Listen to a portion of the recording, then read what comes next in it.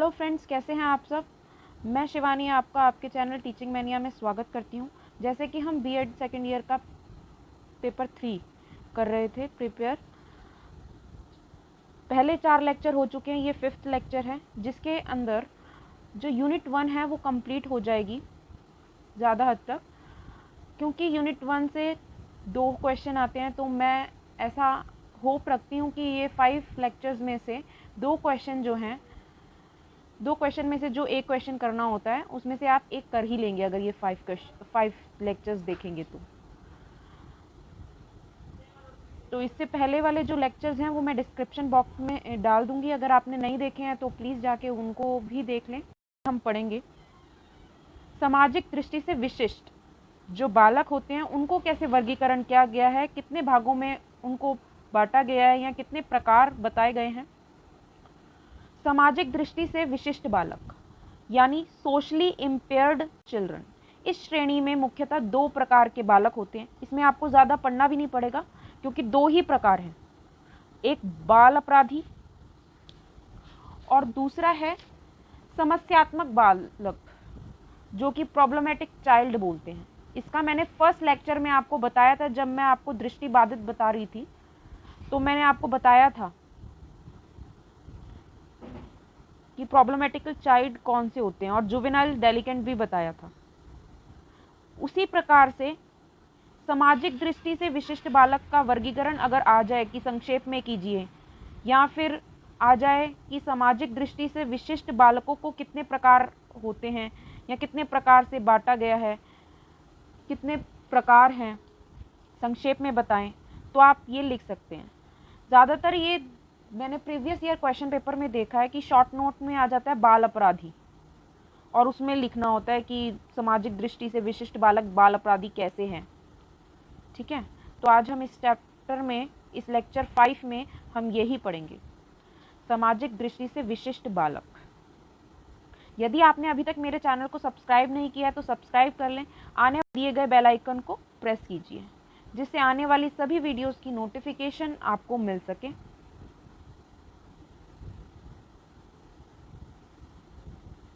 सामाजिक दृष्टि से विशिष्ट बालक, इस श्रेणी में मुख्यतः 2 प्रकार के बालक आते हैं, बाल अपराधी, जुवेनाइल डेलिकेंट बोलते हैं जिसको, और समस्यात्मक बालक। ठीक है, अब बाल अपराधी है क्या। यदि कोई व्यक्ति समाज विरोधी कार्य करता है या कानून का उल्लंघन करता है, उसके इस कार्य को अपराध कहा जाता है।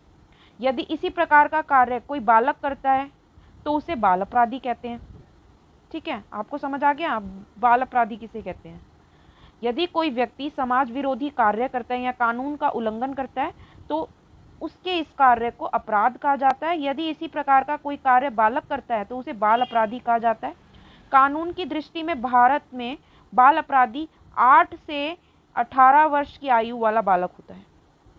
अगर कोई व्यक्ति कानून को भंग करता है, उसके व्यवहार से यदि कोई दूसरे का जीवन खतरे में पड़ जाता है तो बाल अपराधी कहलाता है, तो वह अपराधी कहलाता है, और अगर बालक वही कार्य करता है तो बाल अपराधी हो जाता है। ठीक है, इस प्रकार से अगर कोई बालक असामाजिक और असामान्य व्यवहार करता है, मतलब अजीब सा व्यवहार करता है या हमारे समाज के विरुद्ध जाता है, या कोई जो हमारे समाज में स्वीकार्य कार्य नहीं है वो कार्य करता है, तो उसको बाल अपराधी कहते हैं। समाज के नियमों का पालन नहीं करता, शांति भंग करता है, तो वह बाल अपराधी बालक कहलाता है। बर्ट एक विद्वान है, उनके अनुसार कहा गया है, उन्होंने कहा है, हम उस बालक को अपराधी कहेंगे जिसकी समाज विरोधी प्रवृत्तियां इतनी बढ़ जाती हैं कि प्रशासन को उसके विरुद्ध कोई ना कोई कार्रवाई करनी पड़ती है। ठीक है, जैसे कि आप देखेंगे जो निर्भया केस था उसमें एक अपराधी था जो कि 18 ईयर के अंडर था। ठीक है, तो उसको जुवेनाइल एक्ट के तौर पे उसको छोड़ दिया गया था, कुछ टाइम उसको रखा गया था बाल सुरक्षा केंद्र, क्या कहते हैं उसको, बाल सुधार गृह में रखा गया था, तो उसको छोड़ दिया गया था। यहाँ तक कि उसने जो काम है बालकों वाला नहीं किया था, वो कोई बालक वाला काम नहीं था, अपराध था। बालक और एक दरिंदे की तरह उसने जो निर्भया को नुकसान पहुंचाया था, भागी तो वो भी था, बट उसको, क्योंकि उसकी एज जो है वो 18 ईयर्स से कम थी, तो उसको मुक्त कर दिया गया था। कुछ टाइम तक उसको बाल गृह में रखकर, बाल सुधार गृह में रखकर उसको मुक्त कर दिया गया है। तो ये बहुत एक जो है, कानून को ये भी सोचना चाहिए, जो कार्य वो कर सकता है, जो इतना बड़ा वो अपराध कर सकता है, तो वो क्या वो बालक है? तो कानून को बदलना चाहिए, ये कानून के विरुद्ध है जो भी है।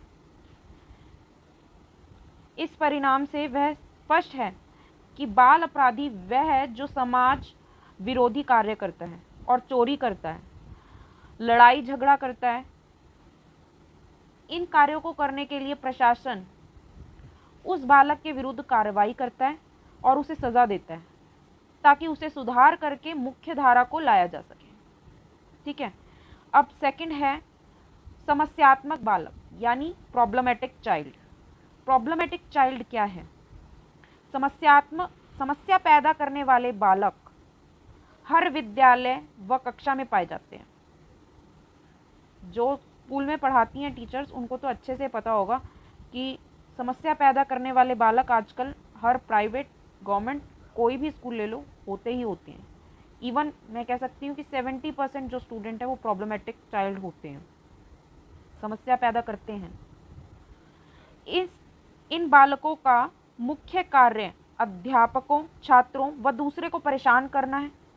इन बालकों की कोई अलग या विशेष श्रेणी नहीं होती। ये सामान्य बालक भी हो सकते हैं तथा सृजनात्मक, प्रतिभावान, मंदबुद्धि व पिछड़े बालकों में से भी हो सकते हैं।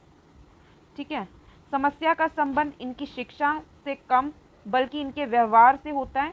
व्यवहार की जटिलता का संबंध परिस्थितियों से है। एक परिस्थिति एक बालक के लिए अनुकूल है तो दूसरे के लिए वही परिस्थिति प्रतिकूल है।